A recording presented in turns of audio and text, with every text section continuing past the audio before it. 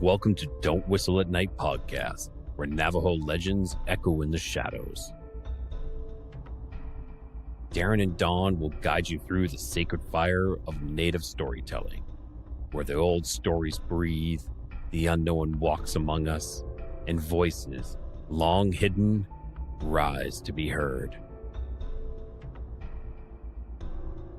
And remember, don't whistle at night.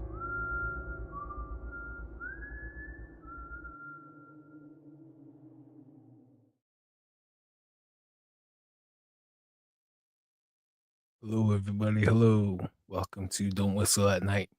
We're broadcasting live here on the United Public Radio Network, 107.7 FM in New Orleans. I'm your host, Don Yazzie. With me is my co-host, Darren Yazzie.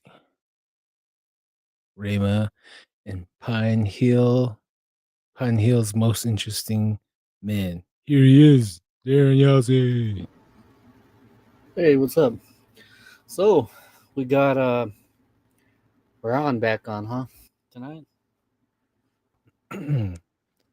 Yep, Rod of one of our favorite podcasts is Lodge Tales, one of the good podcasts that you and everybody needs to check out because it's like a food for thought type of podcast. It's very unique. It's a unicorn, it's a place to go where you want an insight of more of a unique way, of more of a humane way to see things through indigenous point of view, because this is Indigenous month, awareness month, and this is our month. And Darren and I are pleased to bring you guys Rod Williamson, senior of Lodge Tales podcast. Here he is. He's okay. Hey. Hey, there he is. There he is.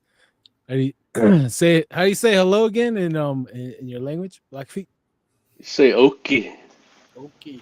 Hey, okay. Yeah. Mhm. Oh, okay. Hey, okay. Wow. All right.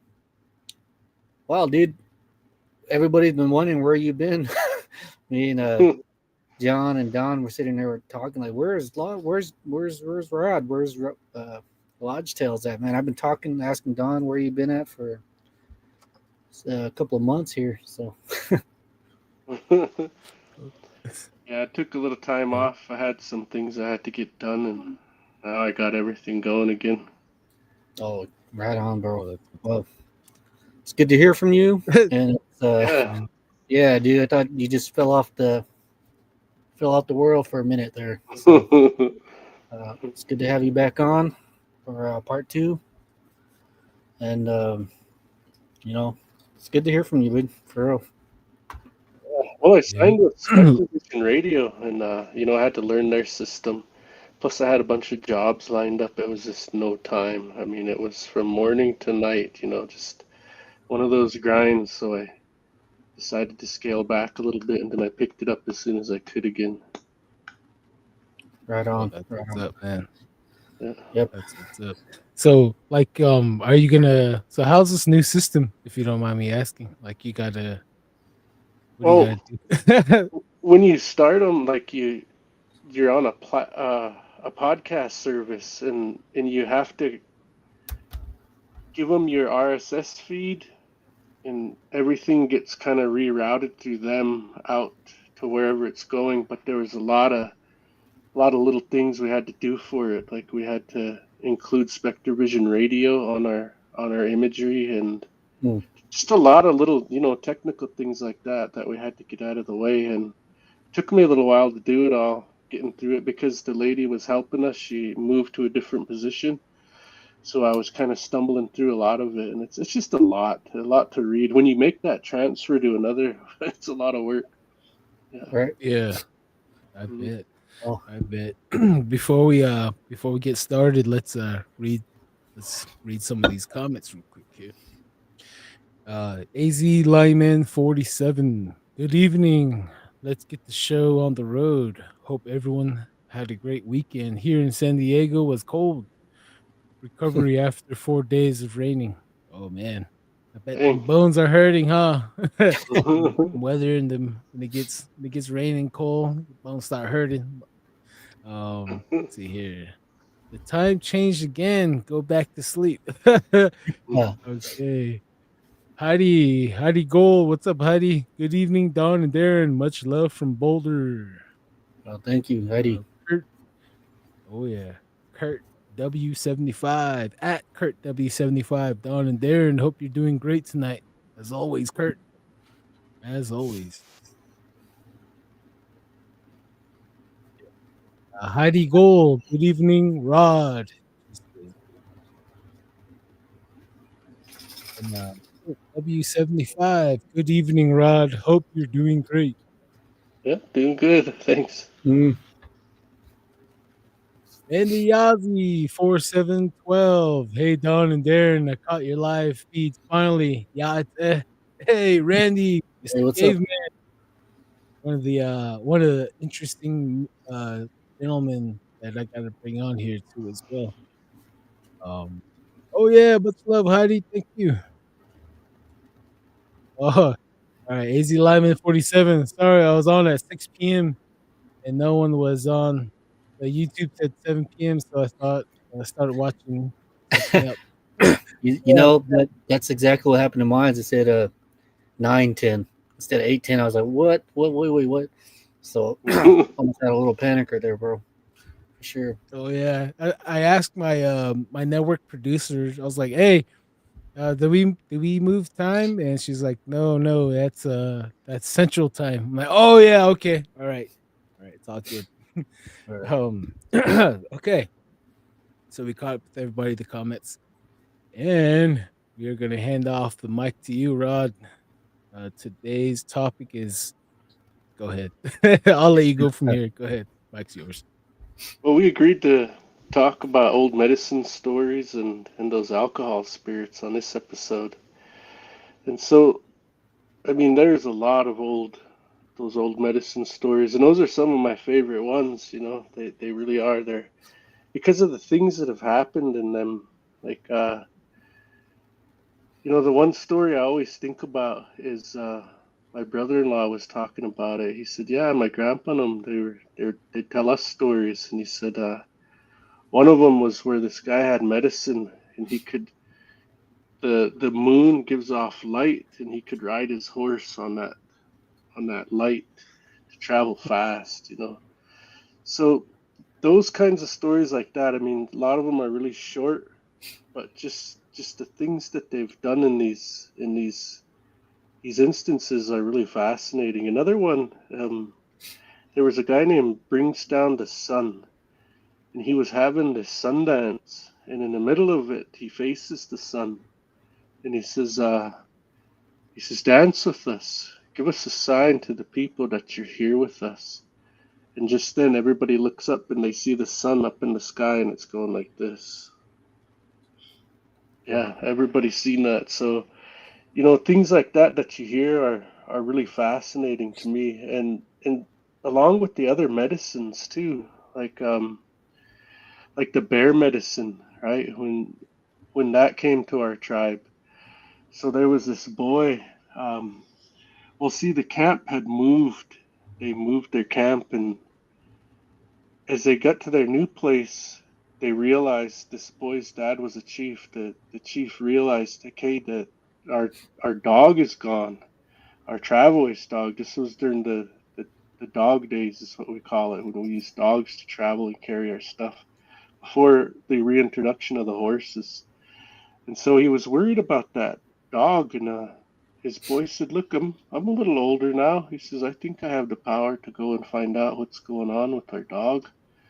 And so he leaves, and his father trusts him, and he heads out by himself, and he's looking for that dog. Finally, he finds the trail of it, you know, because the dog was like this, and there would be two poles behind it, like sticking out on either side, and it would drag those, and he'd pile stuff on it. So he's seen the trail of it, those two poles, and it led up kind of into these mountains, and he followed it. Well, it ended up at this huge cave, like a really big cave, and there was a bunch of chokecherry bush and savage-berry bush all piled up outside. There was a bear in there, and it was eating that stuff. Well, just then that big old bear comes out. Big one, stands up at and screams at him, you know, and that boy is scared. That bear comes right out and it grabs him and it brings him into that cave. And he's scared. He's, you know, freaking out, like doesn't know what to do. And every time he tries to move, that bear will put more of his kind of paw, like readjust and pin him down. Finally, he was just laying there looking straight up. And then that bear starts speaking to him. He says, my son, he says, don't be afraid. He says, I ain't going to harm you. He says, I'm the chief of all bears. He says, and by the time spring comes, you know, you stay in here with me the whole winter, and by the time spring comes, I'll give you, you know, some of my powers that you can take back to your people. And sure enough, time just goes by, and that bear showed him all kinds of things that whole winter. Just keep showing him things, and finally what he ended up giving that boy was a spear. So that bear spear, it showed him it too. It showed him how to make it and everything, and a knife, and it showed him how to make that knife too. So the bear spear and the bear knife is what he took back, and he showed him how to paint in a certain way. When you paint someone, it'll give them protection in war, like you won't be hit by anything. Or there was another way he was given where it could heal people that were really sick, like on death's door. He could take them right out of that. And so he brought it back to the people. And since that time, the only ones that ever had that bear spear and that bear knife were the bravest of warriors, because they were the ones that would lead. So when this boy got that medicine, he made those. As soon as he got back, he started making those tools that bear showed him how to do, and they went on a warpath right after that. And when he went, all of those Blackfeet followed behind him, because when he took off, when he ran in, that bear told him, he says, "You, as soon as you get into battle, you scream like I do." And so he did, and that's part of that bear medicine too. And when they scream, things run away from them. And so when they went into that battle, they all followed that boy, and he stood his ground. He painted himself all red, and then he had that spear, and he took off screaming, and they all followed him. Once they followed him, they didn't even stand a chance, because the warriors that had that bear medicine, they fought like bears. They fought until there was nobody left alive, and the ones that were able to get away, they fled from them. But ever since that time, like all of those bear warriors would lead them into battle like that, and it happened, geez, all the way up into like recent times before, you know, the reservations that recent, and those items were still around for a long time, but I don't know where they're at now. They're still in our tribe. I just don't know where they're at. You know, that spear and that knife. And so that's one of the medicines I think about. And I guess when they would doctor with that, it was rough. You know, you can imagine a bear being rough. That's how it was. It's like some people, if they're really wounded, they would either make it out of it, or they would die when they were during the doctoring, because it was so rough. But it was really a powerful type of medicine that they had. And you know, there's quite a few of the things out there. So another one is what we call the buffalo stone, or the aniscum, and that one's a part of my society. They're in all of our holy bundles, and a lot of these pipes, medicine pipes. They're in all of it. Painted lodges, they're in those too. But how that started was, this girl, see, her sister was married to this man, and she was living with them in their lodge, and she was out getting wood. And this was a time when everybody was starving. The buffalo had went away, you know, people were really thin. And when she was gathering firewood, she could hear a little voice, It's this little voice, and it was on the ground, and she went down and she started looking around. There's another version of the story where it's in a tree. So either way, she found this Iniscum, and it was talking to her. It was saying, take me with you. I'm powerful. I'm holy. And so she did. She took that little stone with her, just a little stone, and they look like little buffalo, it's little tiny ones. I have one, but I don't think I should show it to you guys on here. Maybe in person I would show you, but not on here. Well, anyways, actually I have 3 of them. So when she got that, she didn't tell anybody about it. She brought it back into their camp that night, and she kept it to herself. She didn't tell anybody. And that night she dreamt. She dreamt, and it came into her dream, and it taught her the songs to go along with it, like the original Iniscum song. And since then, there's many, after that. But that's the song he taught her, and then the ceremony along with it. He says, if you do these ceremonies, you guys will always, you'll always prosper and have good luck. And so the next morning, she told her sister about it. She said, this is what happened. And she in turn told her husband.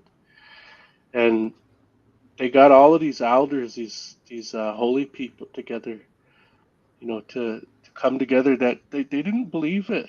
They didn't, but they went along with it, and they did that ceremony. And then the very next day, all of the buffalo showed back up, and they were all able to eat because they were starving. They were all starving to death, and that was a huge leap forward in my tribe's, I guess you would call it, technology, because after that time, they could call the buffalo in and just corral a few of them. No more of these long, drawn-out, 100-mile, excursions just to run them over a cliff. They were just right there. And so that freed up a lot more resources and time to further the superpower that we were on the plains at the time. And that's all because of those Iniscums, and we still use them today. And when they come to you, when you could be looking for them, or you could just be, walking around somewhere, and you'll hear them. Like this one girl in my tribe, she was swimming at the swimming hole, and when she'd dive underwater, she would hear chirping like a bird, like this little chirp sounds. And she'd come back up, and she'd look around down there, and she's like, what is that? And she kept diving back under. Finally, she found a little tiny one, it's a little tiny Iniscum. And she kept it with her, and that's how they come to you. When the one that I found, there was many that I found, but at one point, I was with my sister-in-law, my cousin, my wife, and each time, because I went with my wife and my cousin at first, and then everybody had to stay in camp, and me and my sister-in-law wanted to go back and look for more, and so we went back, but each time we were finding them, I could hear that chirp, but for some reason I just knew it wasn't for me, so I would walk the different direction, and those girls would go toward that sound, and I wouldn't go there.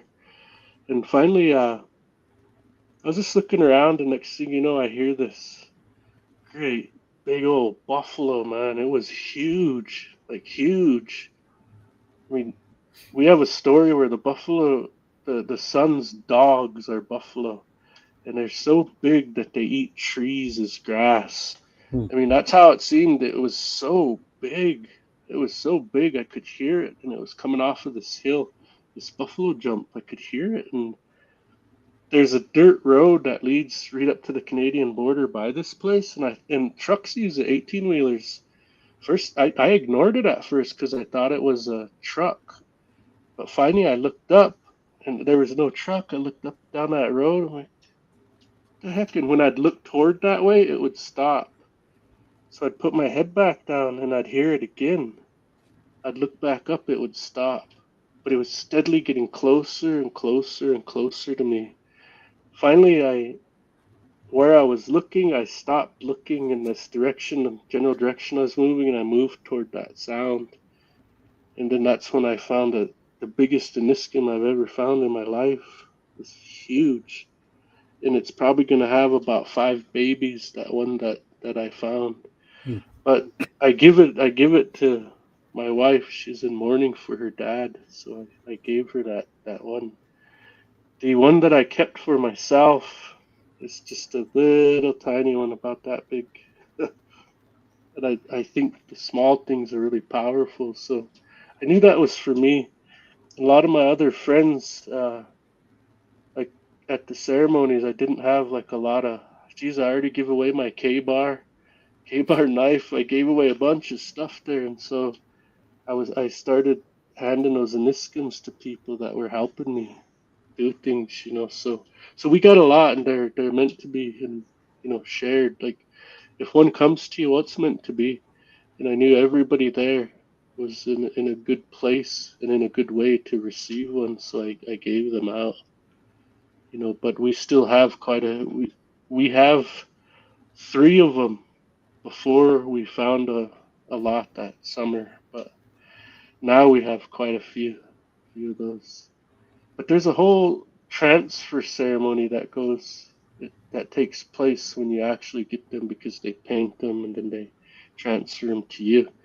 And those are done by the beaver bundle people, the beaver man or the woman.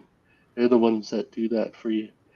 So anyways, that's the Aniskums. And when like my family comes from a long line of medicine people, like holy people and stuff, and it's like our great grandparents, all of them. I think all natives kind of have that. But one of my great uncles, he had a what we call a ghost bundle, you know, and how he got his dad had it, and when his dad passed away, they buried it with him. And in those days, it was just like a casket put above ground. There were above ground graves in those days, and he fell asleep that night. And when he was sleeping, his dad came. He come to him in a dream, and he said, "Go back up there to my casket, open it, and where my feet are, grab that bundle out of there and take it with you." And so he says, "But you have to do it at night." So he went up there and he grabbed that bundle and he brought it back. And he just kind of kept it, more so like an heirloom for because he didn't know the songs to it or anything. And finally one night his dad came back and he said, I'm going to show you. I'm going to show you how to use this. I'm going to show you the songs. I'm going to show you the ceremony and what we're going to do with this. Well, he teaches him all of that. Then he understands how to use this bundle at that point. And one day, there was this woman that was really sick. She was really sick, and she was laying there like like she passed away, like just passed away. And he gets there and he uses that ghost medicine on her, and she comes back. She comes back to life, and that's some of the power of it. And when they were talking about it, that woman, she says, "I almost left you talking to her husband, because when I came to, I could see where all these old houses were and all these old lodges, and I almost went in there and I almost left you here, but I came back." And anyways, with a lot of that ghost medicine, I was told by one of my brothers in the ceremonies that that's a really serious one. It's scary because they could be unpredictable, because there are ghost camps. Scary. Yeah, there are. Yeah, that sounds. Yeah, so there are ghost camps around. There's one out past this place called Starsco. There's a big bend in the river, and right there was a really wicked smallpox epidemic in that band, and geez, there was just lodges standing still all in that area, and nobody was left. And anyways, that's one of the areas where they say, where were you at? Oh, I just come from this camp. There's several ghost camps around. And with that bundle, I guess when some of these folks would come out to that bundle, like there was a guy who his friend's dad helped him, but his friend's dad had already passed away, but he came back and he would help him. You know, he would be one of the helpers of that bundle because they're ghosts. And he offered him one time, he says, "Do you want to talk to your dad? You can come to the ceremony and you'll be able to talk to your dad." But he was too afraid to. He didn't do it. But see, that was some of the power of that bundle. And in these stories, like I'm saying, that we talk about all of this technology, like I'm gonna go ghost hunting. We're the best ghost hunters ever. Period. Full stop. No even question about it, right? So I think these old ways were a much greater technology than we have today that we could ever even fathom. You know, and a lot of these old things are forgotten about, or they're just straight gone. But that's why I think a lot of it fascinates me, because I've been doctored myself too, and I've been witness to other doctorings that happened, and the non-native world would call them miracles, you know, and geez, they'd probably try to saint you. You better get out of here. I ain't no saint, you know. You know, that's how those holy people would say. You know, they don't want none of that sainthood. Like, what are you talking about? But you know, that's how powerful this is, and how it works. So, any questions before I jump into the next story? Oh yeah. I have a lot of questions actually, but let's go to our viewers here. We have some questions going on over here. Okay, let's see here. Let's start off here. Right here, Randy Yazzie 4712. The bear songs I sing really helps people.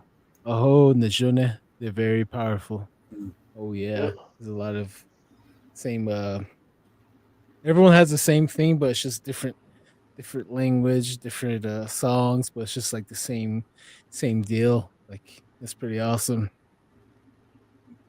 Melody Alvarez, Hey, Mo. 1378. Hey, what's up? Let's see. Gerald Log 5063. Oh my Gigi. Hi brothers. What's up, Gerald Log? What's up? At Randy Yazzie 47112. Even the Husky is afraid of the songs. Oh, he's talking about Big Back, Sasquatch, Bigfoot. Yeah, he's afraid of the bear songs. And so's the Skinwalkers as well.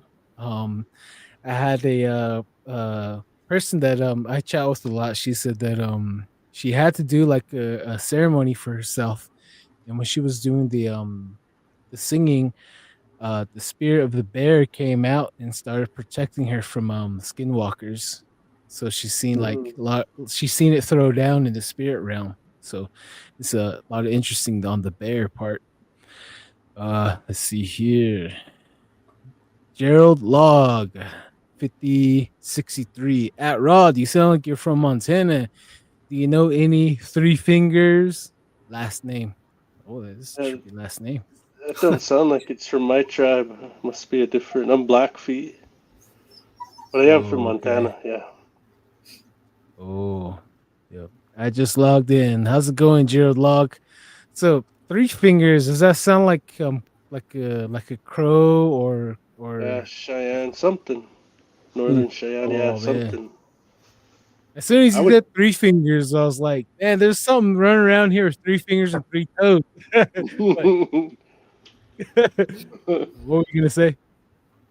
Oh, as I say, that sounds like a crow name too. It could be either one. You know, I'm not sure. I don't know. Just guessing. Oh man, I remember hearing I think it was you or I can't remember. They said the Blackfeet tribe they did like a treaty with the bear so that the bear wouldn't attack them or take any of them, because I remember back in the day we had a problem with the bears stealing boys, Navajo boys. And then when we would recover them, we would have like ceremonies for them, the fire dance, and a lot of the times the boys would be lefty from that from being taken from the bear. And then Oh, they said because the bear is always left-handed, the bear always does things with his left hands. So that's the result of a lot of Navajo kids. Their descendants are left-handed because of that. They were taken once down the line, Hmm. something like that. And Darren, you got any questions? Well, no, right now, dude, I am just listening. I am all ears, just sitting there trying to absorb as much of these stories as I can right now. So, uh, Oh, excellent storytelling, dude. It's always like listening. I'll sit there like a little kid again, sitting there listening yeah. to someone tell stories like these. So, even with this podcast, I think it's a good thing to hear. Have people hear stories and uh, that are told long time ago till now. And right now we got the internet, so surprisingly people from all over the world are gonna to hear bits and pieces of Native American storytelling. So thanks, dude. Thank you. Yeah. Right now I'm just all oh ears, yeah. dude. So Yep. Real quick here.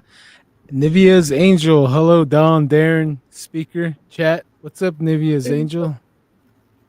And Nivea's Angel, please hit that like and subscribe button for the sake of the show. Yes, please. Thank you. Yeah. Thank you, Nivea's Angel. Thank you. All right, let's see here. Okay, I got another question here.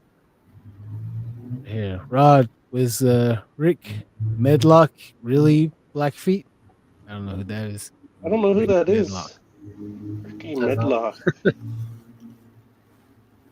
Oh, Yeah, you I don't don't know who that? recognize that name. Okay, Ricky Medlock.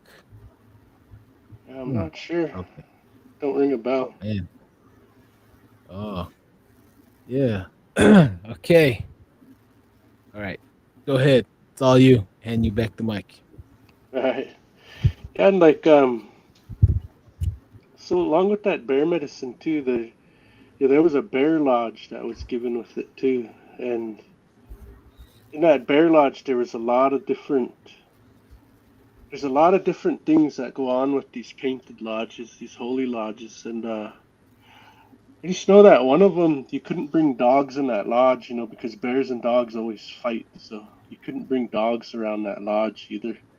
Thought I'd mention that, but so speaking of lodges, we have this buffalo lodge in our tribe too. There's many lodges, by the way. There's elk, there's otter, there's many lodges, but this buffalo lodge I thought was really interesting because these boys they were sitting. And I want to say his name was Weasel Heart, and the other one was Sacred Man. And anyways, they were making arrows. They were making arrows sitting up on the Highwood River in Canada, sitting up above it, and they were looking down, and that Sacred Man looked down, and he's telling that Weasel Heart, he says, "Look, do you see a lodge down there? There was a part of the river that was really dark. It just made like a dark green hole. It was so deep." He says, "Do you see a lodge down in there?" And he said, "I do." He says, "Well, I'm gonna go up and I'm gonna float down. You stay up here and just holler, and then I'll know I'm above it, and I'll dive down, and I'll see what it is." He said, "All right," and so he does it, and he hollers, he dives down, and when he gets down to that lodge, he opens it, and there's an old man and an old woman sitting in there, and he's looking at it, and it's a yellow lodge, and it has a buffalo right up front, and that old man, and he gives him that lodge. He transfers it to him and teaches him the songs for it and everything. And all this time, that Weasel Heart thought that Sacred Man, died because he was down there so long. But he come back up and he says, no, he got to the top of that hill. He says, I didn't pass away. He says, they were giving me this lodge. so that I could make it and use it, for us, for our people. He says, well, wait, I see another one down there. He says, this time you stay up here, I'll go down. And so Weaselheart goes down and he dives, and that old lady this time gives him a white lodge with a black buffalo on front and then a black buffalo on back of it. Well, I don't know too much about that black and white lodge, but that yellow one, I just seen it this past summer. Anyways, that lodge, there was 2 times where they were camped in these areas with that lodge, and it was during the spring when everything was breaking up and it was flooding. And in this one area, I just don't remember where it was, but the water come so fast and so high that it wiped out that whole encampment. But the only lodge still left standing was that yellow painted buffalo lodge. That water it didn't even do nothing to it, just went all around it, and the people that were in there survived it. And it happened again on a separate occasion, almost the exact same everything. There was a flood, and the only thing left was that lodge there. So they're really powerful, these old painted lodges. And I know when we first got our first ones, it was by the predators. This long time ago, long time ago, it was by the predators, or the wolves. The wolves. There was 3 wolves, but there was one chief amongst those wolves, and then there was otters. There was even a skunk there. But they gave all of these lodges to our people. That guy's name was White Eagle, and it's kind of a similar story where they were all starving. Like the whole camp moved to find more food, but he stayed, made his family stay. Above them was a ridge, and they were so weak that they were just laying in their lodges at that point. They were just weak and they couldn't move. They were just laying there. Well, all of those predators that were up there, they seen them. They seen them down there, and those 3 wolves sent their sons, 3 of them. They says, go down there and see what those people are doing. Like, what's the deal with them? And so they go down. They said, but make yourselves like people when you get there so they're not afraid of you. So they go down, and when they get there, they go into people. But each wolf, like there was a gray one, there was a big one, and there was a black one. They each wore their hide that they were, but they were people. But you could still see the features like a wolf. You could still see not fully a man, and the hide that they wore, like I said, was the wolf that they were when they walked in. And they asked them, what's wrong with you guys? And they could see that they were starving, and they did get scared of them.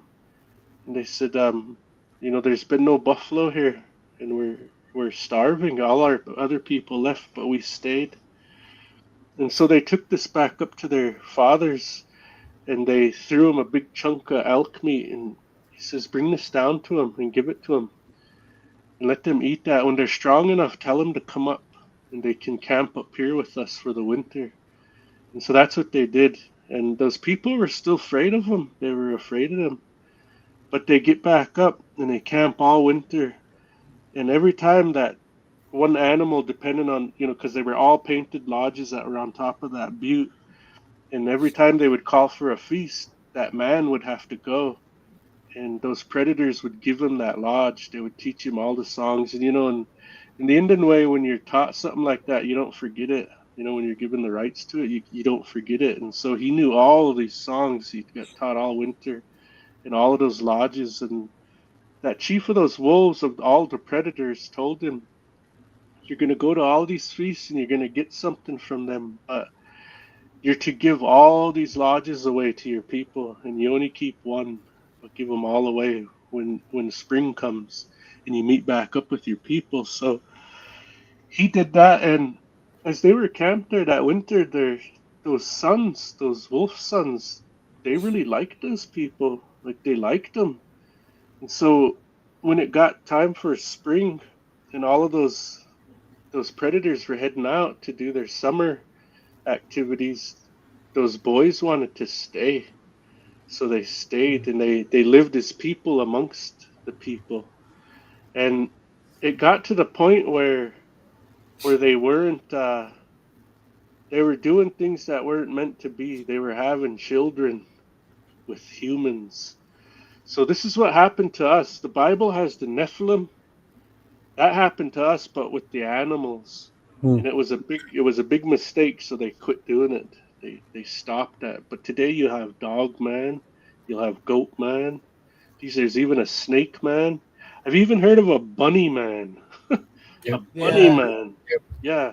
So Yeah. I mean, there's so many of these different man type things, and they were also taught at that time about the Wolf Trail, or the Milky Way.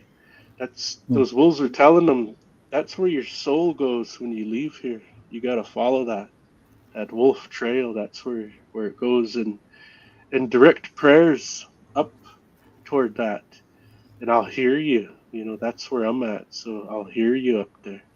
You don't just pray anywhere or to anything, but direct them that way when it's at night, and I'll hear you. You know, he taught them a lot of things, but that's where we got our first painted lodges, was from those animals. See, because we were new, we were a new species here, so we were just the very bottom. We were pitiful. We couldn't do nothing. We couldn't take care of ourselves. We didn't know this. We Excuse me. didn't know that. And the animals, they were here already, and everything that the Creator made, he gave it gifts. He gave it medicine. You know, the ability to control life force. He gave it to them, and they each had their own medicine. Well, it was so easy for these animals to seduce our women, to have their way here or there with whatever they wanted, because humans never had no medicine, nothing. They were, we're new. We're the bottom of everything, like I said, and we have corruption, whereas animals don't. They have no corruption whatsoever. And so we were really pitiful, and that's kind of how we look at it today, is the same way. But when those times came that they started giving us their control over their life forces, when things really started to change for us. We were actually living not only with this world in balance, but we were also able to tap into that spirit world and help us here. If the balance was out of whack, we could set it back in place, depending on what it was. You would get it back. And medicine didn't just come to one kind of people, like a chief or something. No, it went to all people. It didn't matter who you were. Like that boy that went up there, he was a chief's son. Then that girl, she was like basically a nobody. She was not married, and she was living with her sister and their husband. She never had, nothing. So she was considered a low-ranking person, and given one of the greatest gifts we've ever received, from the Creator. And so it was like that. It came to people in a number of different ways, and it was never set in stone how it came about. Because that's, to me, it's a mystery. We're we're not meant to know certain things. We don't know why they do these things, why we were given. We just accept it and we treat it good and we try hard with it. That's kind of how I look at a lot of these stories. Because in the old days, when they would go out and seek these gifts, it was intense. They might cut a finger off when they're out there fasting, or they would stand on a buffalo skull, and it had thorns all over it, and they would stand on that, and they would take their pipe and they'd face it to the sun.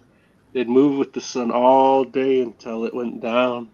Then they would get off that skull and go lay down and sleep. Maybe that spirit would come, but they would do this 4 nights. And those were the old days and how they did that. But today you still have some of that, where the whole idea behind it is you don't own anything in this life. You might have all these material possessions, but you really don't own anything except your own body and your own life. So if you're sitting there and you're sacrificing until you basically can't anymore, that's when they know you're real. that you're seeking this medicine for a good reason, and the chances are they're gonna help you and they're gonna show you how to do. They're gonna give you a gift, and that's why they were out fasting. Was usually there was an emergency, somebody was sick, something was gonna happen, and they were trying to thwart that. So they would go out and seek it in a good way like that. You don't go after it just because you want to put another trophy on the wall. It's not like that. Don't work like that. It's got to be something to do with how humble you are and the need that it takes, and how far you're willing to go for it. So today you don't really have a lot of that. There's still a lot of fasting, but the other types of sacrifices you make, you might be pierced, and then you have to pull from those strings and rip out the piercings.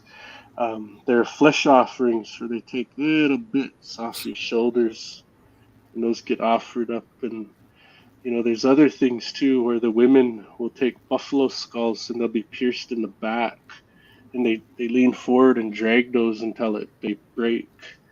You might be saying, okay, so my grandmother, she's really sick, and I want her to live another year so that she could come out to these ceremonies and see them one last time.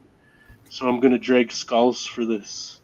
They make a vow to do that, and when they do that, they'll help that woman see one more time.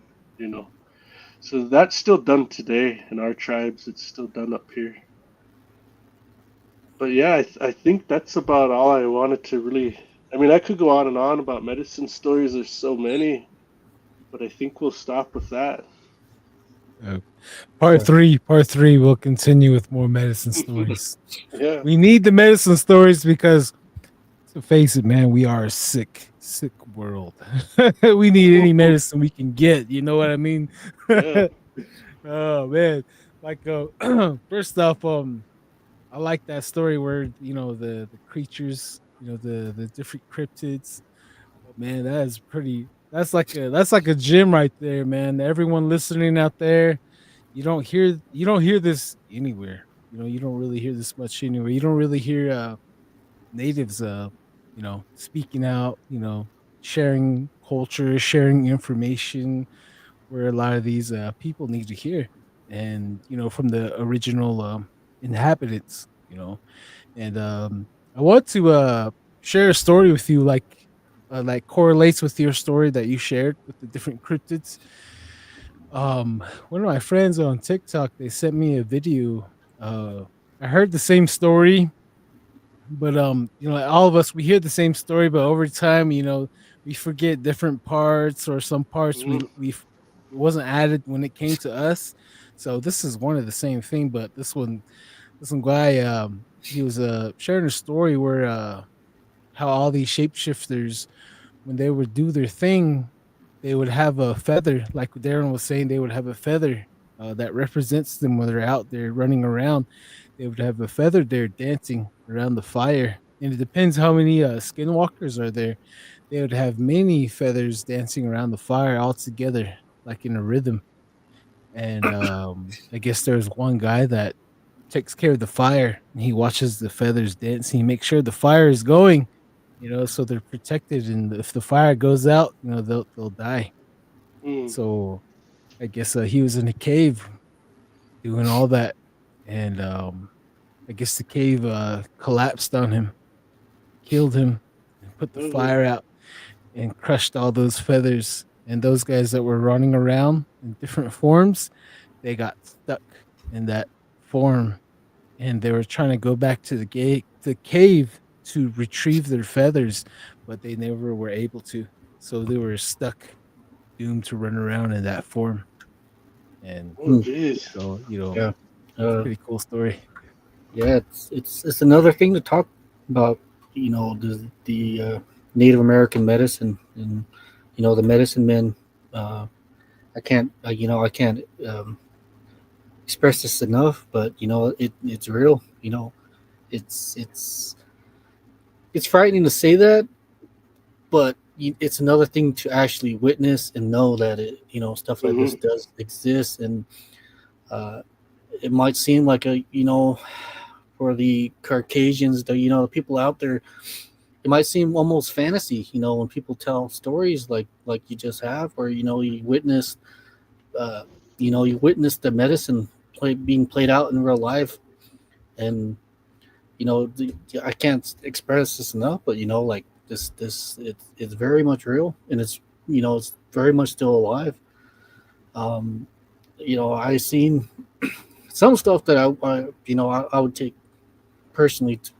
I really don't want to talk about it, but for me, all I can do is tell the audience, yeah, like, yeah, it is real. These medicine men and these medicine people, they are real.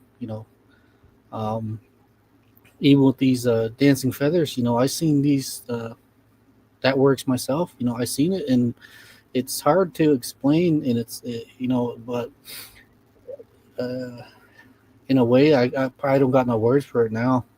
But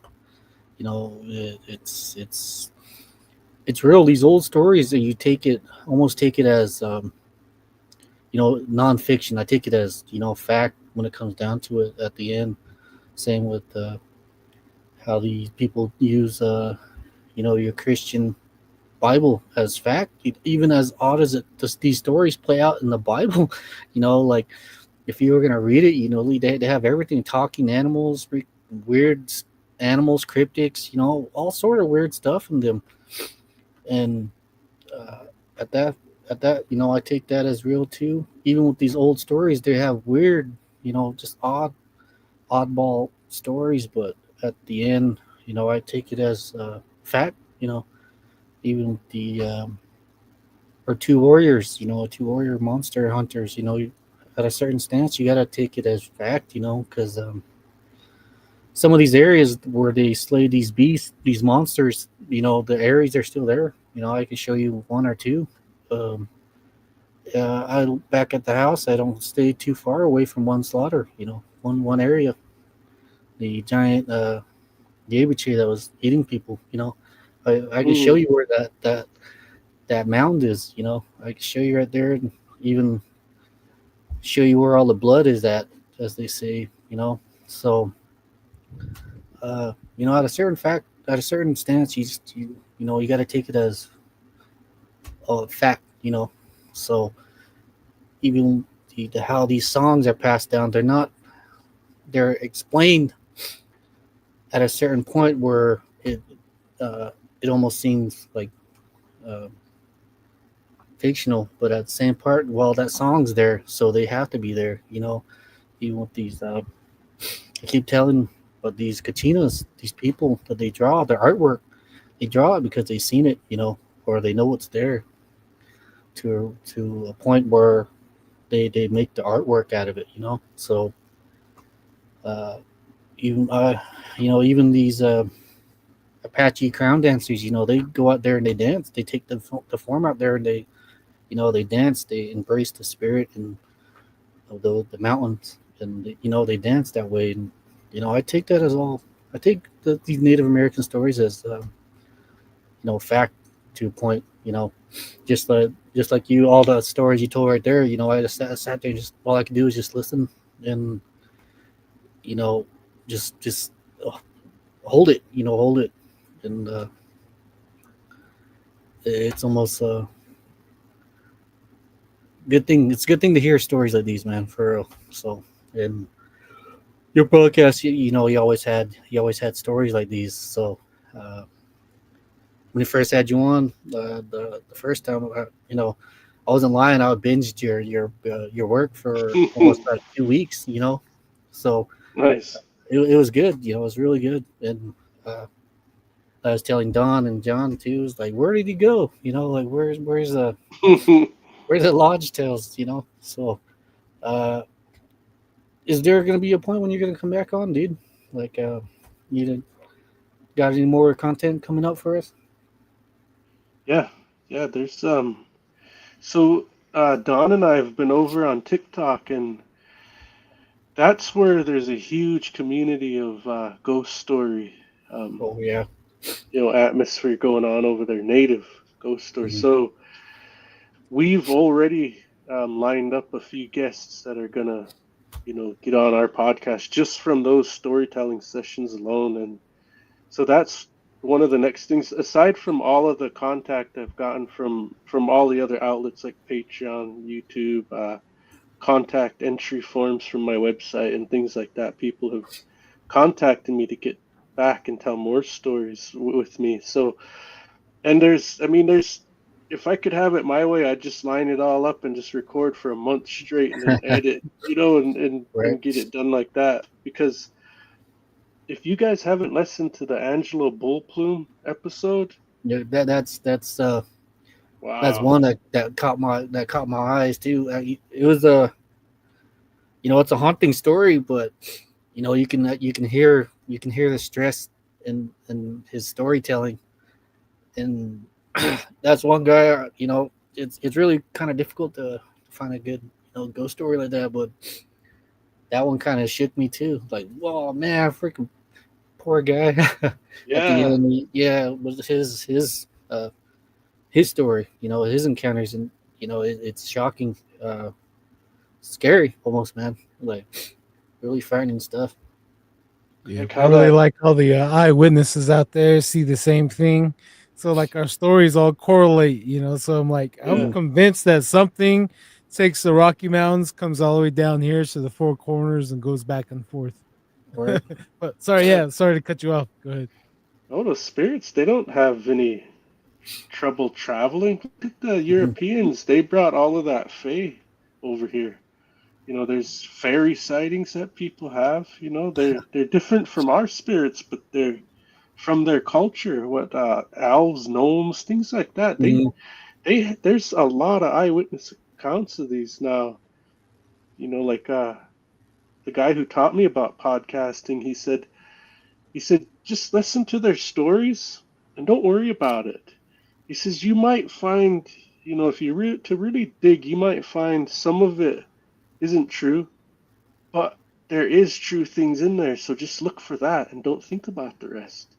Because somebody asked him a question like, "Don't you ever worry that you're just putting out baloney?" And he's like, "No, because there might be some in here that's not right, but you get the bulk of it, right?" Mhm. So kind of the same way I was looking at that, but going back to that medicine stuff real quick, you know, I'm not here to try to convince anybody that it's real. That's none of us are. These two, Mhm. and myself, we're not here trying to convince anybody. We're just sharing our experiences and the stories that we know. And so another one I'd like to share is my dad. And he was at my great uncle's and he was watching the rocks while they were sweating in the sweat lodge. And there was a little boy with him. He had this great big giant um, cutting block that they were chopping wood off of. Been there forever. Grass has grown up around it. It's like rooted into the ground now. You know how grass does that, like roots onto things. So it was this huge thing, and that little boy, he kept saying to my dad, I don't know if I believe in all of this stuff.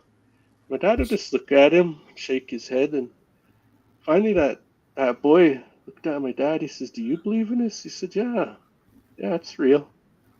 And he just shook his head. I don't know. He's really wrestling with it. And they called for the rocks, so they jump up and you just grab pitchforks and you dig them out of there and you carry them over. There's a board you put in there so that they can slide off of that board, and then there'll be somebody in there grab them and dump them into the pit. Send that pitchfork back out, and just how many ever they call for a number of them. You'll bring that many in. And when it's done, they'll pull that board back out, and then you shut the door. Well, they were just doing that part because they go for 4 rounds, and they were putting more rocks in. Everybody was already in there. The break was done, and they were calling for more rocks. And they put them in there, my dad and that boy, and then they put the pitchfork back down, and they go to sit on that log, and they're looking. That log's gone. Like, what the heck? Here it was on top of that hill right behind that sweat lodge, just sitting up there. And that boy's mouth just dropped, and he's staring at it like, how? Like, how did that happen? Because it would have took a couple grown men, maybe even three, just to uproot it. And maybe one could roll it themselves, but oh, just to get that thing out of there, it would have took a good effort. Well, my dad started laughing at him. He said, see, he says, I told you, they're just trying to show you that they're real, because you're sitting here talking like this. So they just showed you. And see, that's what it takes for some people. If you're meant to experience something like that in your life, well, then you're going to. They're going to make sure you do for whatever reason. But there's nothing wrong with doubting all these stories. There's nothing wrong with it at all. You doubt it. That's part of your path, your journey in this life is to be like that for whatever reason. I don't know. It's between you and the Creator. That's But like I said, we're not trying to convince anybody of how this all goes down and how it works, because these ways have been here well before, geez, even Hinduism, and then before that, what was before that? I don't remember what that was called. Sanskrit. I don't remember what it was called. Something before that. These ways are older than that. They're at least 30,000 years old. These native ways across all of our tribes, they're around that old, right? That's our best guesstimation of it, by the way. Like, because when we think back in the history of times, like we have stories from before the water days. The water days was the ice age after it all melted off. We have stories from beyond that point. We have stories that are so old that there's a story where we migrated out of North America, and then at some point we migrated back. But there was also people migrating up from the south when they had that migration back. So they're old. These ways are really old. They're so old that one of our oldest bundles has a woolly mammoth tusk in it. Even an alligator. Like, we don't have alligators up in Montana, but there's even an alligator in one of them. Yeah, I mean, it's just, so these ways are old, and when you really think about it in this macro view, and you're looking down from really far away, you start to notice that the Bible is just this little tiny blip on the radar. And our ways are like further precede that than you can really wrap your head around. So the Abrahamic religions are kind of the new kids on the block, but there's also power in those ways. You don't doubt those ways either, You don't. They all have their different power within them. And so, like I said, I'm not trying to convince anybody, but the one thing I would like to do is to challenge the Christians. Like, I'm not saying to change your ways, but what I'm saying is just understand that there are different groups of people that have different ways, and they follow those different ways, and they've survived in this world because of those ways, and they're still here because of them. Not in spite of them, because of them. And you can't follow our ways because you're locked in yours, just the way I can't. You guys have alcohol in your religion. Like, I don't know, is that Catholic, but the blood of Christ, and it's wine. We can't have that in our way. It's not in our way. We don't have alcohol or any sort of drugs. That goes against our way.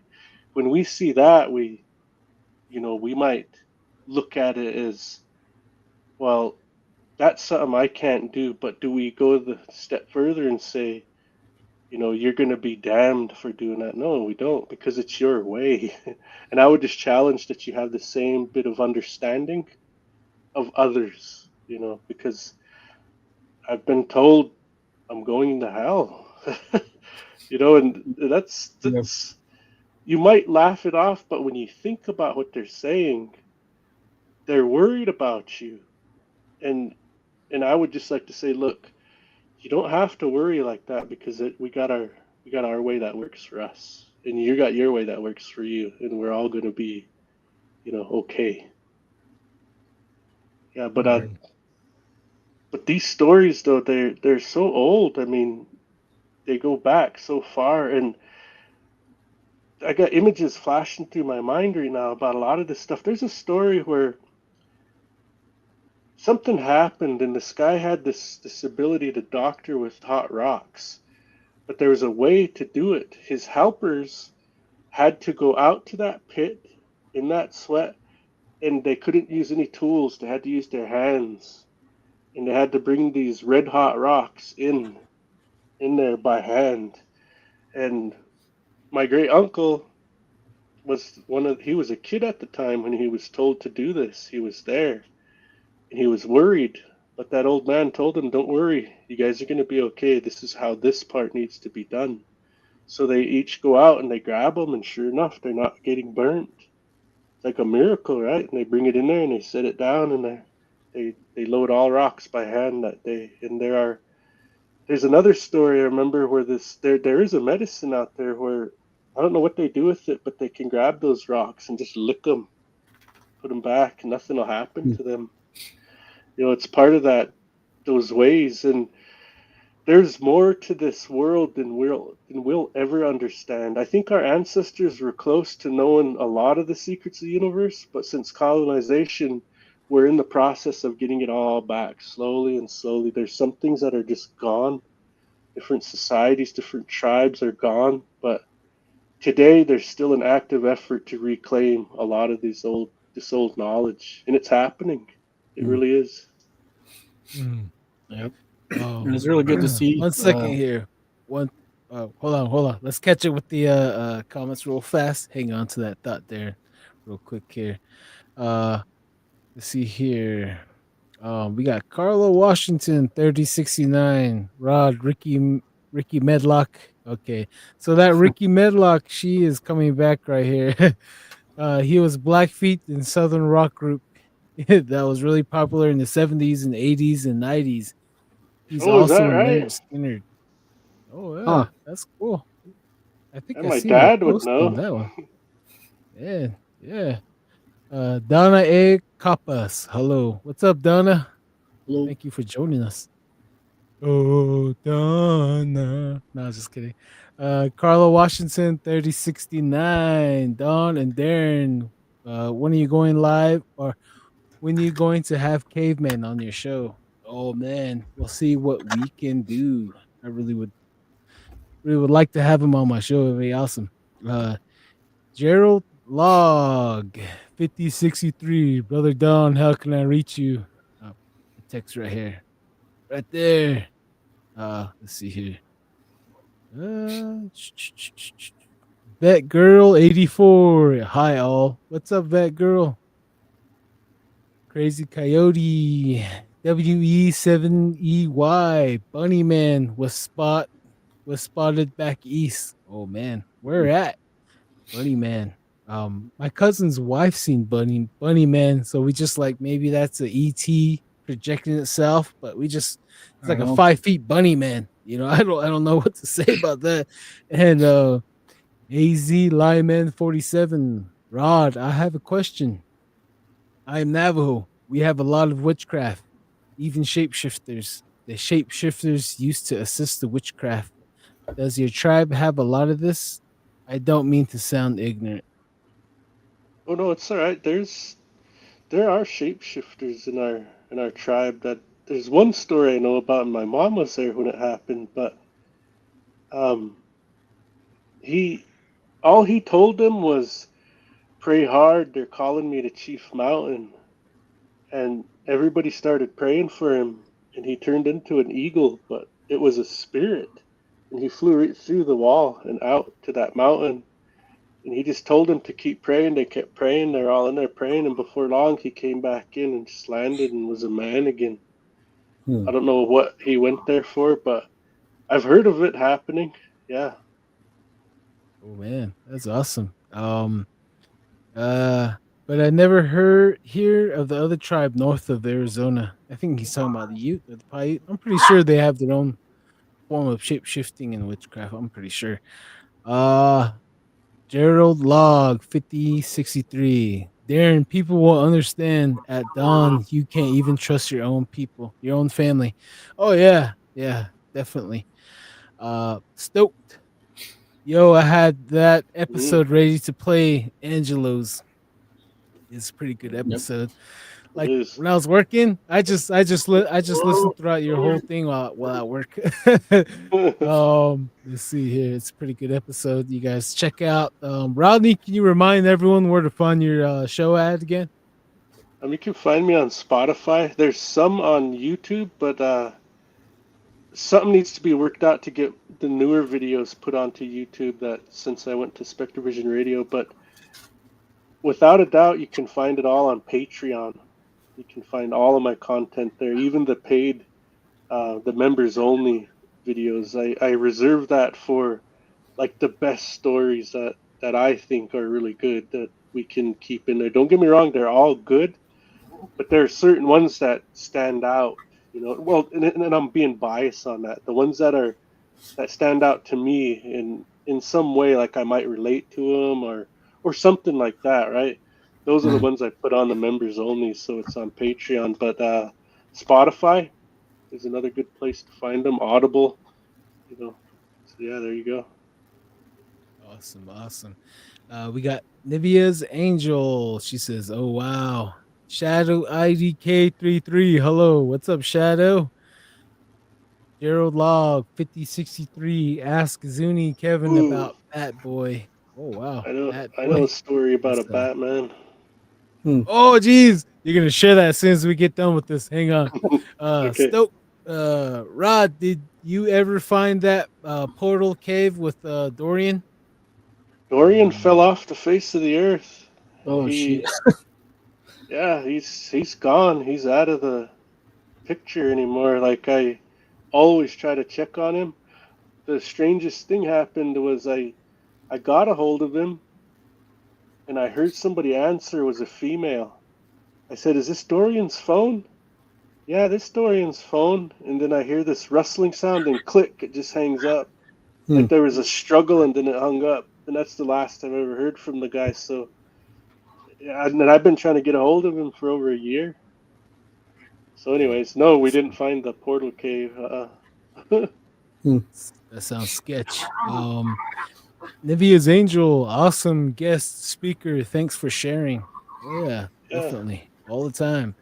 Crazy Cody W7E. Y'all should get Bobo from Finding Bigfoot on your show. Oh man, that would be cool. Let's see here. Nivea's Angel, can't wait to share stories with you guys. Oh yeah, with you all. Oh yeah, she's coming on. I gotta look at my schedule. She's from Yaqui tribe out there by in Guadalupe.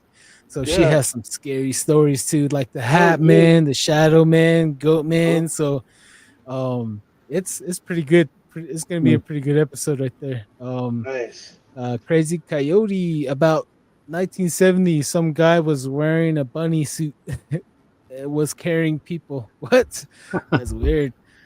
Oh, let's see here. Gerald Log 5063. Why is it in northern and southern tribe trip on each other? I don't know, man. It's just what it is. What it is. I'm just like, hey, man, we're all family. Just chill out, man. We're just all here to get along, trying to get along with each other. Says Stoke. Stoke says, whoa. Hope he's okay. We'll pray for him, please.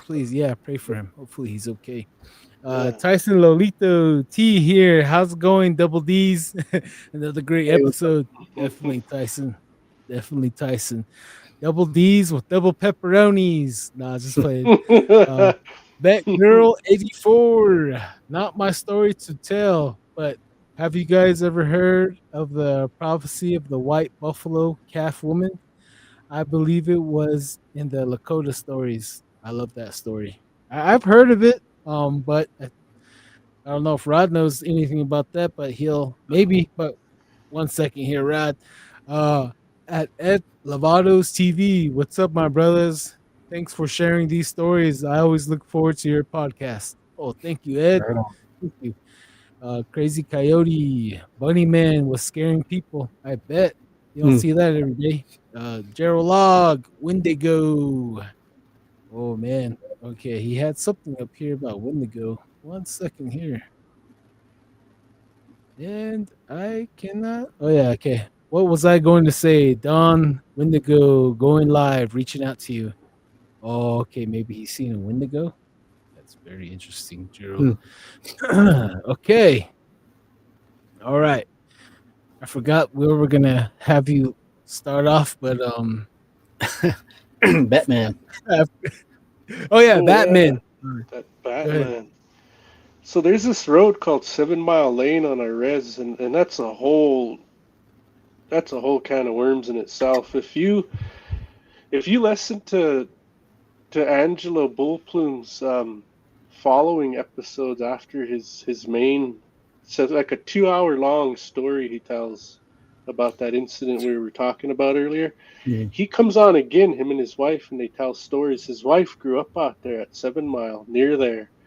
Anyways, this place is famous, infamous, whatever you want to say, for all these hauntings that go on there. It's crazy. Well, anyways, my wife's uncle, and I want to say it was her dad, or anyways, her uncle is driving with somebody, and there's a bend on that road, like a big 90-degree bend.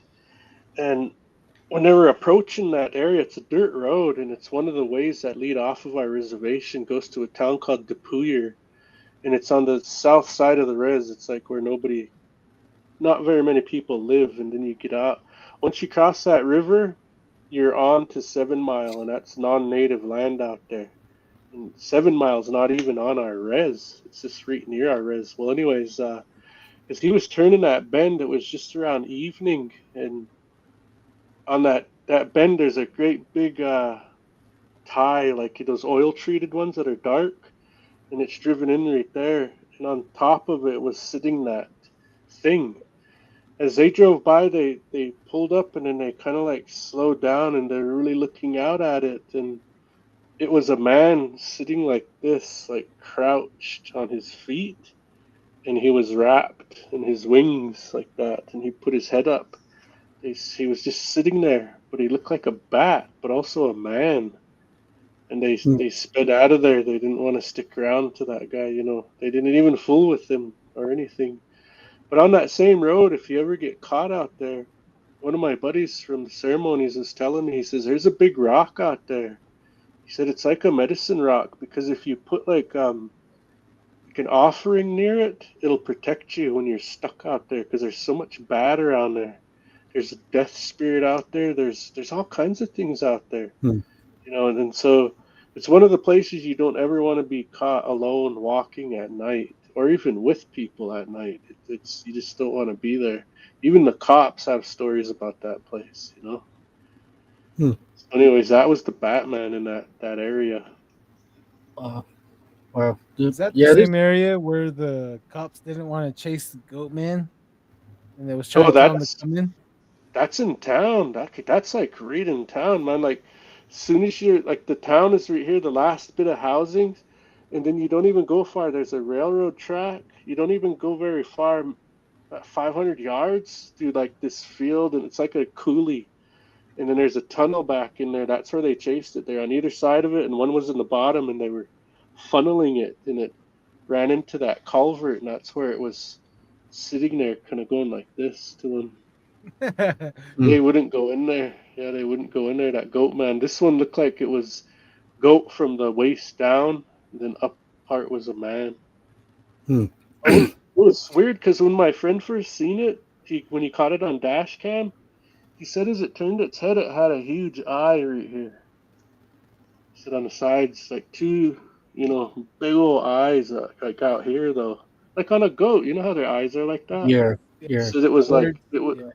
Wasn't totally man. It had these weird eyes that were big. Hmm. But looked like a man's face and everything. Just the eyes were weird. Oh man. You ever see the picture, the Darren. webcam No, he picture? said, and it's common. Once you have photo, video evidence of a lot of these things, Right, somehow it'll get destroyed. right. Same thing with them. It's the classic story. Once he catches it on dash cam, he hits record, and then it records a minute prior to him hitting it. The event, it'll record a minute prior when it stepped out in front of him and walked across the road and stepped over the fence and went out in that field. He turned his headlights right toward it, and he started hitting record, so it caught all of that from before. That Hmm. old unit, the hard drive, he took out of there. They brought into the station, and man, he said I could download the event prior to that one and the event after it just fine. But that particular one would not come off of there. He says, I couldn't get it to work. It would always fail. Something would happen to it. He said, so finally, he said, we showed everybody that would listen to it, but he said, finally, that thing, he says, something to do with the power. Was there batteries to it? I'm not sure, but once he did that, it erased everything and he lost it. No. But it's common. That's the Yeah. same story. It's a thing. It's like a phenomenon. Mhm. Yeah, Oh. for real. Real quick here, let's read a little bit over there and then we'll continue again. We are running low on time. Let's see here. Let's see. Okay, Gerald Log, he says, Wendigo, I've seen. Oh man, you got it. I got it. We all got to hear about that. Information for all is really important. Tyson Lolito, not Peps, it's Bologna. Oh yeah, Bologna. Oh man, those are hard to miss. Let's see, Nivea's Angels, bless you, LOL. Oh, thank you. Tyson Lolito, me and some buddies have seen Batman near Acoma Res, sitting on a bridge late night. Oh, Darren, you heard anything about Nope, that? nothing like that. Just actually nothing. I haven't heard no Batman. My grandmother, she did tell a story about a naval lady, giving birth to a moth. Believe it or not, that's one story that she told us when we were younger, and it always makes me wonder, like what. Even the naval storytelling, that there's always a purpose for these stories, So even as I got older, I kind of made me wonder, why did she tell us that story? What was the purpose of it? And some of these the older storytelling too, they give you the area, which is unique to the storytelling.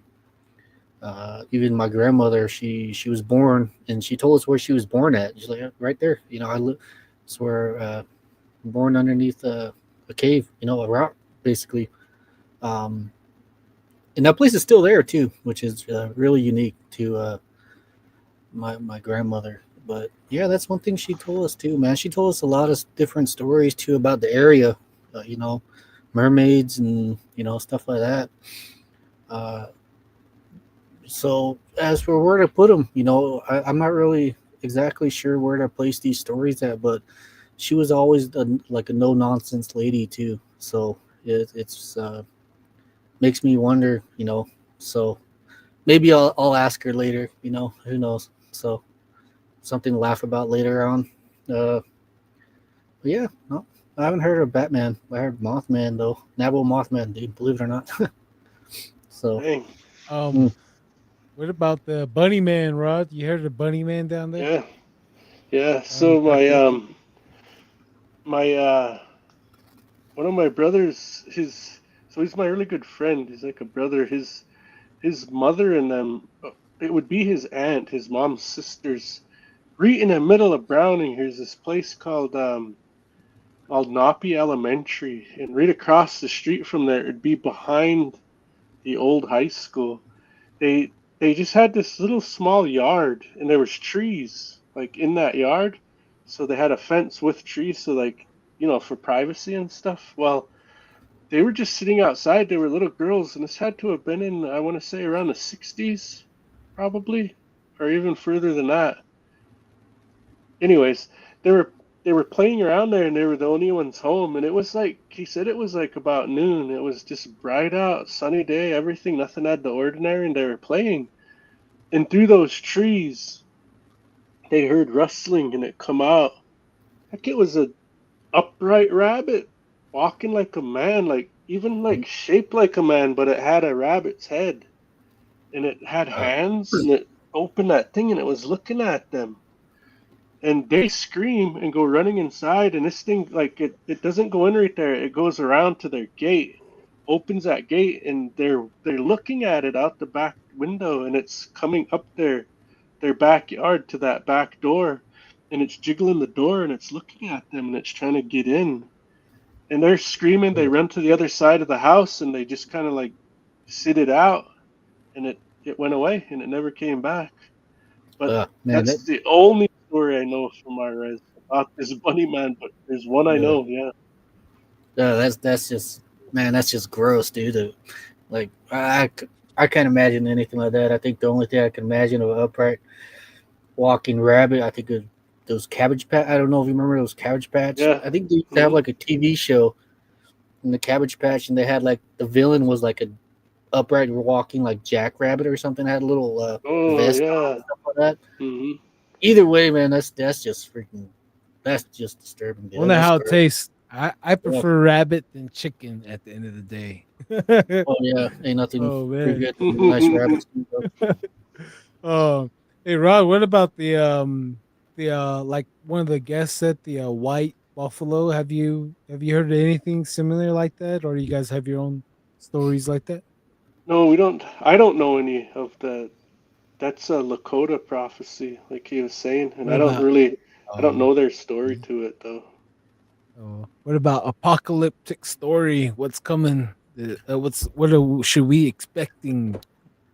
Well, I've always heard ever since I was young that there's gonna come a time where we all need to go into the mountains, but to not worry when we go because we're gonna be protected when we go.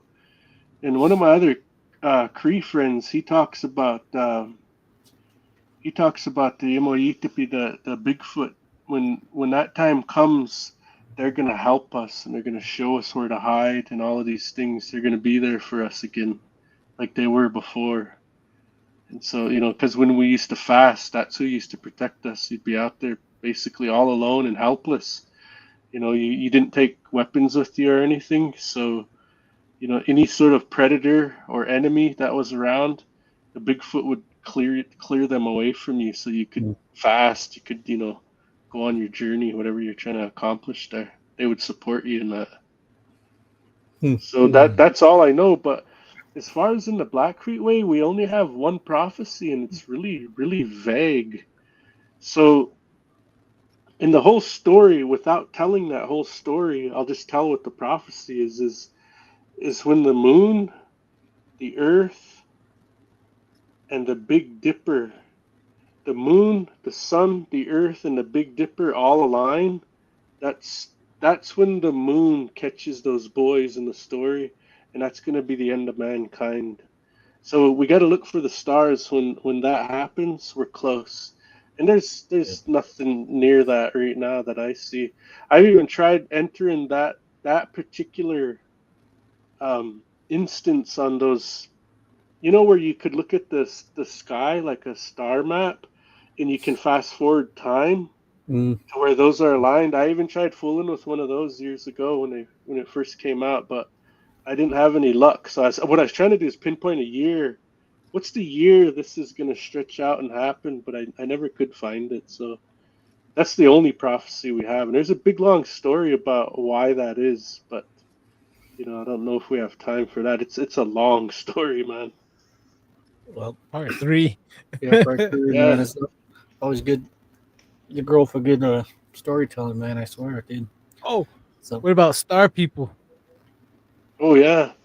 So in our way, there's like a couple of different. Well, I hear about star people being the actual stars.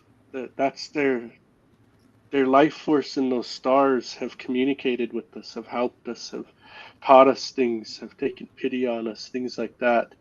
Then star people, like as in aliens, those different life forms. And the one story that I know a few, but the one that stands out to me, and I may have told it before, but anyways, it's when they were all at the sweat lodge again. My great uncle, he was a holy man, a powerful one too, well known in our all the bands of our tribe, not just ours in Montana, up in Canada too. He was known, but so they were having a sweat lodge one time, and as they were breaking, they all went out. But he used to always sit in there. He would never come out. He would stay in there, and I mean, he'd come out every now and again, but most of the time he was in there. But the people were all pointing up, and they were worried, and they got his attention, and he crawled out, and he looked up, and there was a craft hovering above him, and they could see these little tiny, like, This looked like portholes on it, but in each one of those you could see a little being like looking out at them,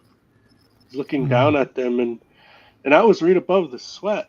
And so he calls everybody back in and he tells them, "Don't be afraid of them."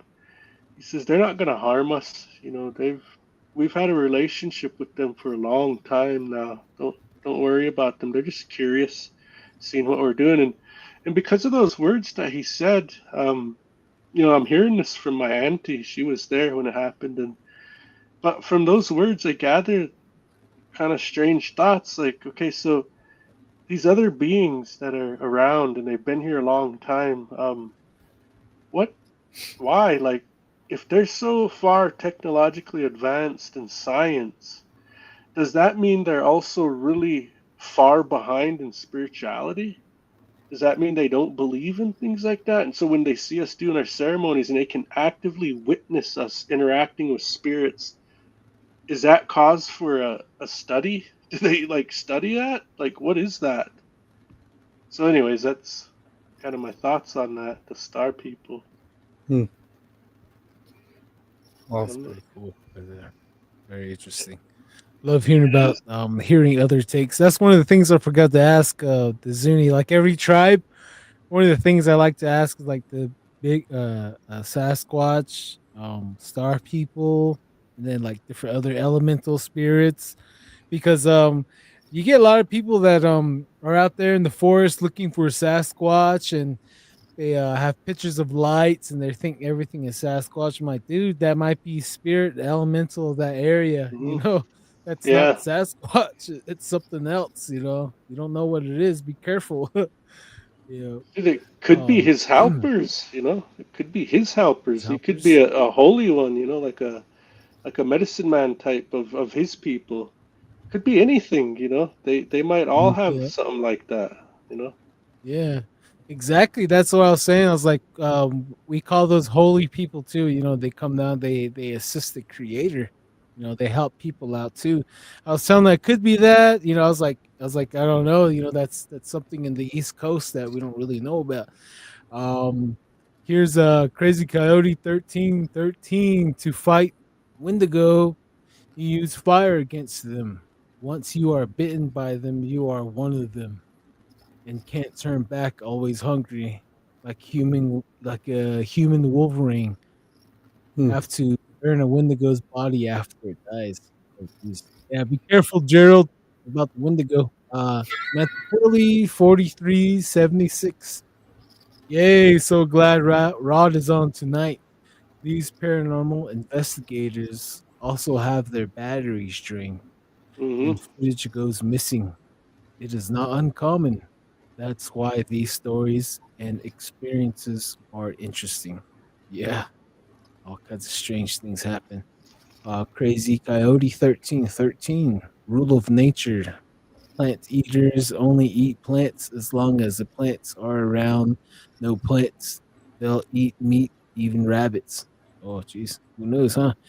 Tyson Lolito, Acoma people have some good stories about seeing the Batman sitting on the steel bridge and in the tunnel that goes under I-40. Oh yeah, Tyson. Just waiting for a coma to reach out. I see them on Spotify listening to the stuff. So um, even the Laguna too. So you know, if you guys listening out there, there's ways you can reach us. You know, Rod and I's podcast. We both have a Facebook group, Lodge Tales podcast Facebook group, and Don't Whistle at Night podcast group on Facebook. Uh, oh yeah, right here, Gerald Log. Hear my life, hear me. Oh yeah, reach out to us, Gerald. I'd like to hear the Wendigo. Hey, Rod, do you have anything on Wendigo from you guys' stories? Any creatures like that? No, but I've heard of a guy. The only time I've ever heard about the origin and what it does, like, I mean, I'll just paraphrase it because it is on the podcast. Look up Gary Smallboy, The Message. He tells Yes. Wendigo on there, and he's a Cree from Canada. He talks about how it came to be in his area and what they did to fight it. And it actually unalived his dog, man. Like killed his dog, and he seen it when it killed his dog, and the way he says it moved when it took off. So it like floated but was bouncing when it took off. But it took his dog and it was trying to get like consume it, but the dog had a collar on his collar that he put on it, but it took all of its hide and it peeled it back, and it was in the process of getting that hide off, but it was just stuck over its head because of that collar when he caught it. And it, but anyways, he talks about when it came to their encampment, because his grandpa was worried about when alcohol came. We didn't even get to alcohol spirits, but anyways, he was worried about when his grandpa seen alcohol coming and the effect it was having on the people. So he still knew the old ways, and he was worried that they were going to lose them because of alcohol. So he moved about what did he say? 2 hours from any sort of civilization, and he set up his own little community out there where they all live the old ways. Even today, I guess people will want to sober up and they'll go out there because it's like where all the holy people stay, and they still live the old way. Well, out there is where the encounters with this thing would happen. And one of the things he said that those elders used to do is call their helpers, and a lot of the times it was the little people.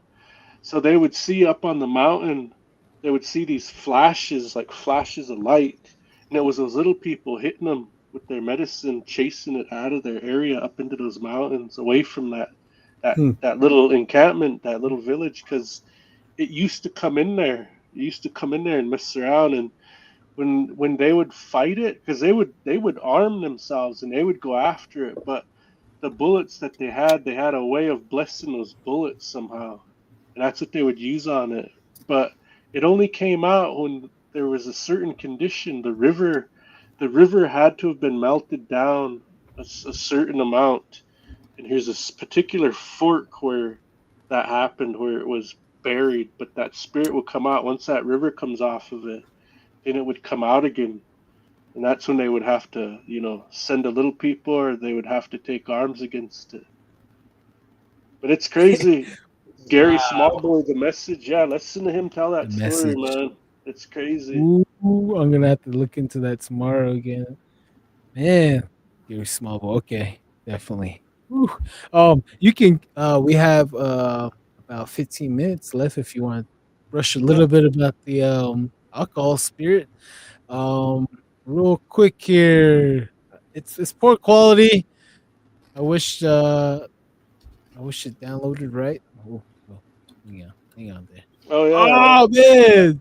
Oh, you can't see it. I got it on my phone. Let's see if I can hold it up to the camera. No. Okay. Okay, there we go. See if this. Oh, it's not gonna work.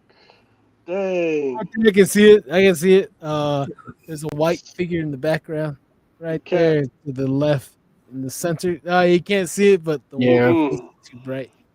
Here, let me try to turn it down. Let me try to turn down the brightness.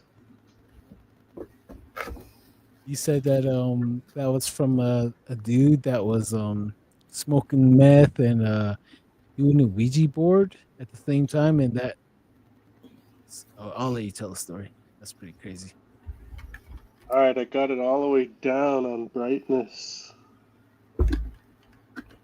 Ooh, you could see it right there. Oh, it's a face, huh? Yeah, right here, right in the middle, next to the guy. Yep. Yeah, he was staying. See, you can see they took a video. It's at 57 or whatever when they screenshotted that. Like, I wish I could get that glare out of it, but yeah, it's all good. So this guy was there's a round hall. It's just like similar to a hogan, but it's it's made out of logs and things like that, and it's nothing like a hogan per se, but it's similar in that it's round. Well, anyways, they used to have dances in there. I want to even say they had certain ceremonies in there too at one point, but I remember they renovated it not too long ago, and nobody usually stays in those kinds of things. They usually don't. But this guy, I don't know if the door was left open, unlocked, and he just went in and decided to start sleeping in there. But my sister-in-law stays right near there, and her nephew, she has two nephews from her husband. They went in there with their phones, and they were just like, "Oh, I wonder what's in here." And cripes, that guy come jumping out. It's like, "Hey, what are you guys doing?" And they're like all just videoing him, like, "Holy shit, what are you doing in here?" And you know, and they noticed behind him was a Ouija board way back in there, like behind him, and this guy was all messed up on drugs. Like he's to the point where he's actually lost his mind. Where they think he's lost his mind because not that night, but another time they were shining a light, like a flashlight, because he was out in the field playing hide and seek, like going crazy, just playing hide and seek, like. And so they had this light and they were flashing it out there, and as soon as they'd flash it, like the lights here, the shadow would duck out of the way before the light come. And then they turn it off and that thing would come back out and he would start playing hide and seek again. They would turn on the light and that thing would duck again and he's the only one standing there. And he said, hey, can you guys turn that light off? My friend don't like that light. But anyways, when those kids were in that round hall that night, they were just kind of talking to him like, "Oh, this guy's all messed up." And they start looking at that video and shit. There was a guy right behind him as soon as he peeked his head out and said, "Hey, what are you guys doing out here?" And that thing was right behind him. So they think there's something attached to him. Yeah, it's pretty creepy, poor guy. I feel bad for him, tell you the truth, Yeah, these drugs bring in spirits along with them too. They may, it's kind of harsh to say, like, yeah, they tell stories. I'm like, oh yeah, there's chasing shadow people, stuff like that. But at reality, man, it kind of makes you wonder. Like maybe they broke some type of veil inside their spirit that they're able to, talk to these and see these entities like this, dude. It's really weird. It's really, it's strange putting in this unknown substances, like these drugs, stuff like that, man. It's gateways. Yeah, exactly. Portals to another side. Who knows? Yeah, it's crazy. Double whammy.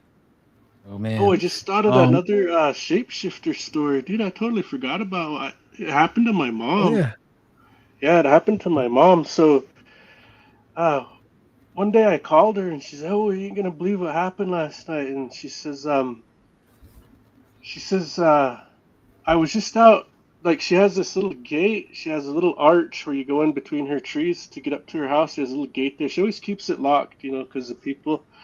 Anyways, she gets out. Her trash can's outside where they pick it up outside her gate.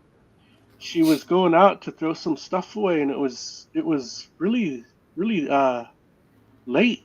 It was late. About, what did she say? It was about like 2 a.m, and so she was getting up, and something was bothering her with the trash. So she brought it out. I don't know why she did it that late, but anyway, she was by her trash can and she looked down the road, and there was a guy walking. He just had on pants. He's no shirt, no socks or shoes, and he was walking up the road toward her house. And she thought, "I'm gonna get in this house, into the shed." She has an enclosed shed before you get into her house too. And she was standing there looking out those windows, and she said that guy come over. And he stood by my garbage can, and I was just about to tell him because he was starting to dig in there and stuff too. Like, "Hey, stay out there, I don't want you to knock that over and, have all these dogs over here, something like that." She said she was just about to say something to him. And it's so dark in that little area at night, like you couldn't see anybody in there. Like I couldn't see her if she was standing in there, like none of us could. But that guy is really looking in that garbage can, and he looks up and makes eye contact with her. There's no way he could have seen her. And that freaked her out, so she just got really still and just stayed there. And he drops that lid. Then he starts kind of like going on all fours, but with his legs up in the air. Like he's hunched, just like bear crawling around, acting all weird. And he goes over toward her where she pulls in, that side of her fence. And he walks over there. That's when she loses sight of him because he ducked down behind that fence. And here, what jumps over is this white dog. Jumps over her fence and it lands on that. She only has like this little plywood that makes the ramp to come up that side. And it landed on that. When it landed on that, it got up like this. And it started walking, looking in her windows, and it went around to the side where she was standing. The door's here, and there's a little window right by it. That's where she was standing. Right behind her is the door to her house, but she's standing there, and there's two little windows there. It went to those windows, and it was looking in at her. And she said, it had regular paws, but it was standing upright. And it was putting its paws in there, too, and it was looking around at her. She got too scared to stay there, so she went into her house. And anyways, she ended up falling asleep again, and the next morning they went out to look because it was a little bit of rain that night. Man, out beside her front gate, she said there was human footprints and dog footprints at the same time right there. But when it jumped over, it landed so hard that it caved in a little bit of her plywood, and it wasn't a dog print or a human. Heck, it was a split hoof that landed on it and broke it in. You could just see a split hoof. So it was a bunch of weird things that happened to her. Like that split hoof thing is and it's still there. It's her. Wow. Her thing is still broke. I'm gonna get a picture of it next time I'm home. Jeez, heck yeah. That sounds crazy right there. Man. Let's read some of these comments real quick before we close out here. We're gonna have to plan for part 3, Rod. Let's see here. All right. Nivea's Angel. It's weird when you have grown up being able to see the supernatural. It becomes like an everyday thing. LOL. I don't even get scared anymore. Being seen, shadow people, and the Hat Man, and more. Oh yeah. Jeez. Then Crazy Coyote. I'm searching for 2 videos. One on Bigfoot at Shiprock Revival, stole cookies, and video on the number of species on Earth. Relay cam. Find them? Did I just listen to them? Alternative reality? Question mark. Oh man, if you find it, send it our way. We definitely gotta check it out. Nivea's Angel. A lot of people aren't gifted with sight. They won't ever see anything. LOL. They won't believe anything that anyone says. Maybe it's just best they don't see anything. Yeah, like the creator, he knows how much everyone can handle. So I believe that. Dom Dad Don 32. Oh man, that's a tongue twist. See, he says, "Ha!" Okay, Stoke. Woo. Okay, cool. Gerald Log, see, told you. Oh yeah, about the Wendigo, most definitely. Sparky's Paranormal Outdoor.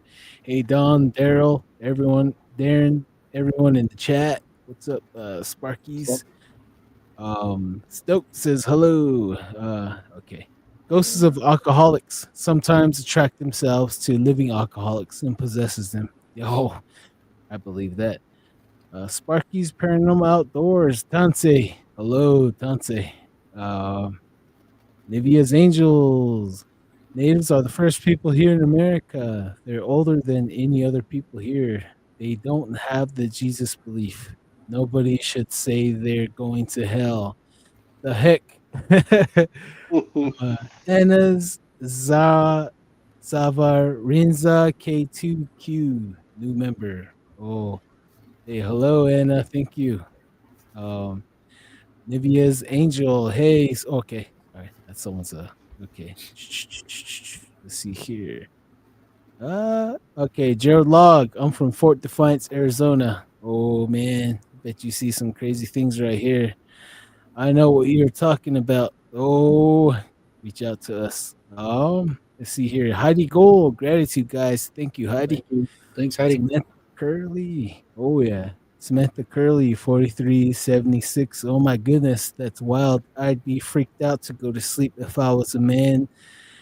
If I was a man, shapeshift and come looking for me. Oh yeah. Careful. Yeah. Then Nivea's Angel, the guest speaker's name, Rod. Sorry, I didn't see the name up. Oh yeah, his name's Rod. Mhm. Let's see here. Randy Yazzie. I've seen a bat like looking creature flying over my horse corral and two white female creatures. The Cookie story is what I told.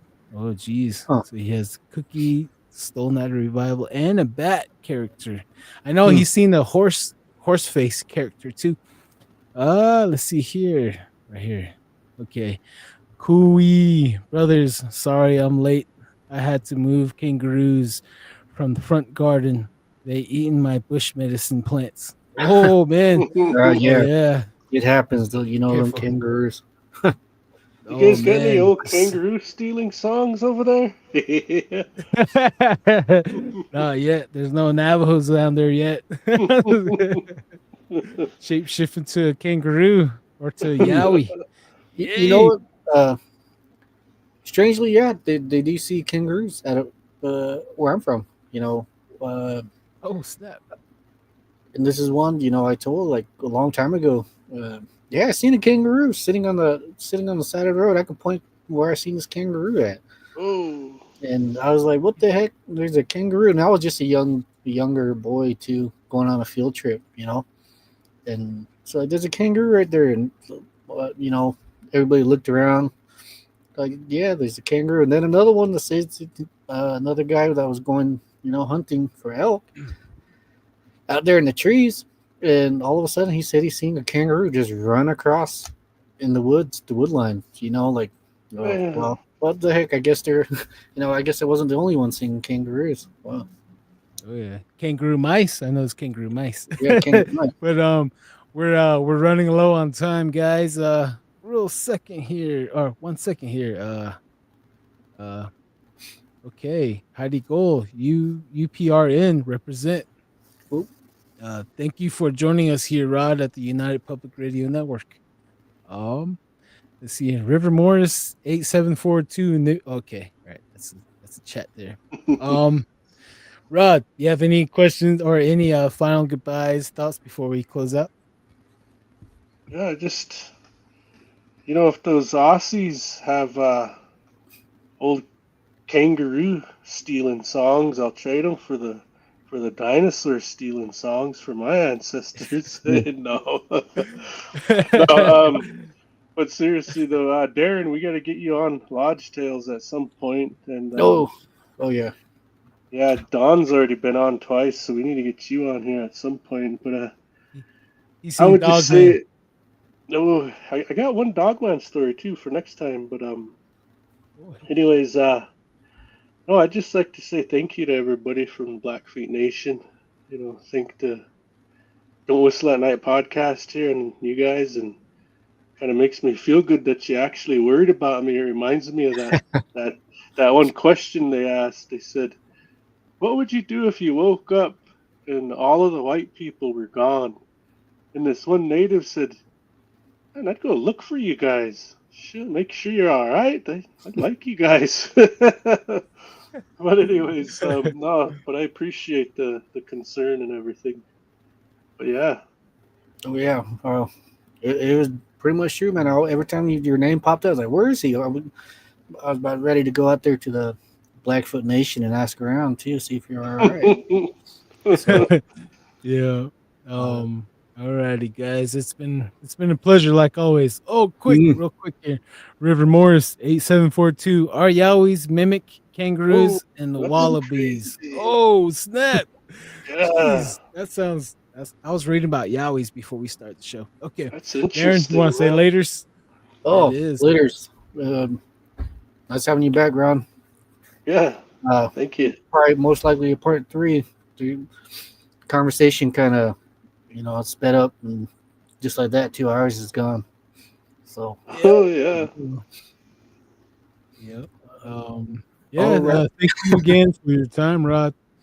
We appreciate having you on.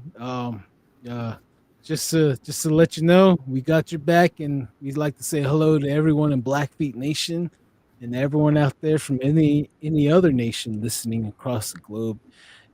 Peace and love to all you guys. Gonna close out the show, guys. You want to say laters? Oh, We'll later. see you. Good night, my brothers. All right, man. Till next time. All right. Yep. Yes. Have a good one, man. Good night, brother. Have a good one. All right. Yep. Yeah. All right. All right. See you, man. Good Oh, job. yeah. Have a good one. All right. Thank you for tuning into Don't Whistle at Night. We have been broadcasting live here on the United Public Radio Network, 107.7 FM in New Orleans. Thank you. You guys have a great week.